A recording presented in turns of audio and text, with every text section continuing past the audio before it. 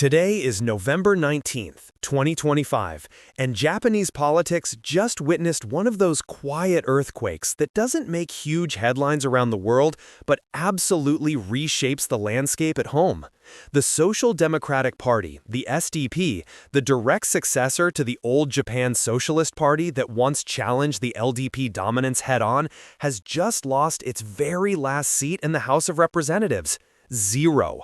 For the first time in 80 years since the Socialist Party was founded back in 1945, there is no SDP lawmaker sitting in the lower house.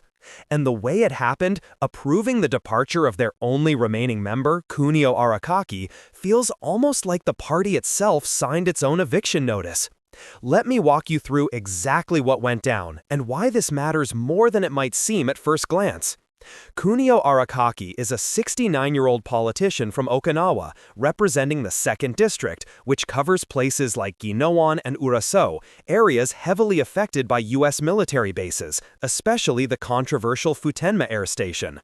He took over the seat in 2021 after the legendary Teruya Kantoku passed away, someone who had held that district for decades as a symbol of Okinawan resistance against Tokyo's security policies. Arakaki himself was no lightweight. He had been mayor of Kitanaka-Gusaku, he was the SDP's vice chair, and he was the party's lone voice in the entire lower house. When he started talking about leaving a few weeks ago, it sent shockwaves. But today, the party's standing committee met and formally approved his exit, respecting the Okinawa prefectural branch's decision to accept his resignation letter. Arakaki's stated reason boils down to frustration over the party's inability to grow. He repeatedly pushed for leader Mizuho Fukushima to give up her safe seat in the House of Councilors and run for the lower house herself, something that could have given the party a higher profile face in the more powerful chamber. But Fukushima refused, and talks just broke down. He felt the party had hit a wall, that the leadership wasn't aggressive enough about expanding beyond its tiny base, especially in Okinawa. In his press conference earlier this month, he was blunt. He said opinions simply weren't aligning anymore, and that he had reached the limit of what he could achieve inside the SDP. After leaving, he'll stay independent for now, but continue sitting with the CDP and independents in the Diet, and he'll keep working within the All-Okinawa framework that opposes base relocation plans. To really understand how stunning this is, we have to zoom out and look at the SDP's long, painful decline. Go back to the 1950s, and the Japan Socialist Party was the main opposition, sometimes holding close to a third of the seats, forcing the LDP into real debates over pacifism, labor rights, and equality. They were the conscience of post-war Japan, the ones who made Article 9 untouchable. Then came the 1990s. The JSP rebranded to SDP, briefly joined a coalition government with, of all people, the LDP in 1994, an unholy alliance that shattered their credibility with the left. Membership plummeted, voters fled to newer options like the Democratic Party, and by the 2000s, the party was down to single digits. The big split came in 2020, when most remaining members jumped ship to merge with the Constitutional Democrats, leaving Fukushima and a handful of diehards to carry the pure pacifist flame. Ever since, they've clung to survival with just a couple of seats, mostly thanks to Okinawa's unique politics, where anti-base sentiment keeps a tiny lifeline open. But even that lifeline snapped today. Fukushima herself looked visibly shaken in her comments after the meeting. She called the departure deeply regrettable and said she simply couldn't understand the reasoning, especially since the seat was won on the SDP ticket fighting for peace and against the bases.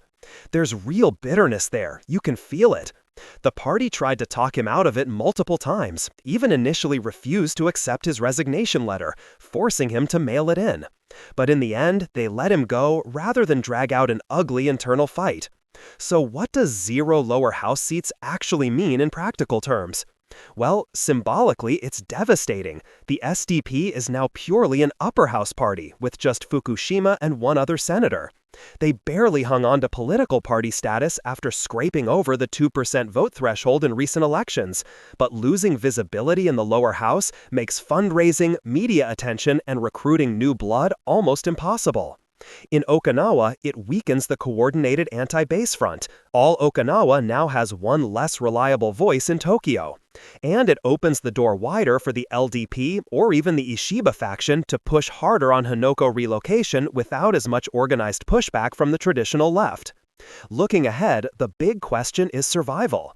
The SDP has die-hard supporters who love its uncompromising stance on peace, gender equality, and social welfare. But those supporters are aging, and younger voters have migrated to Reiwa Shinsengumi or even just the communists for more dynamic left-wing energy. Fukushima is 70 now, she's been leader forever, and without a clear succession plan or a strategy to appeal beyond Okinawa, it's hard to see how they rebuild. Some are already whispering about a full merger with the CDP, or just fading away gracefully.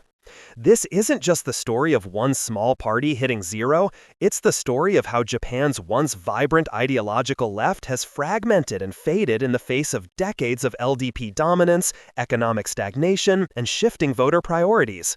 The SDP kept the flame of pure pacifism alive longer than anyone expected, but today that flame looks awfully dim in the lower house at least.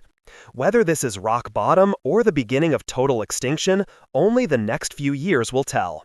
Thanks for watching. If you found this breakdown helpful, drop a like, leave your thoughts in the comments. Do you think the SDP can bounce back, or is this the end? And subscribe for more deep dives into Japanese politics that don't always make international news. See you in the next one.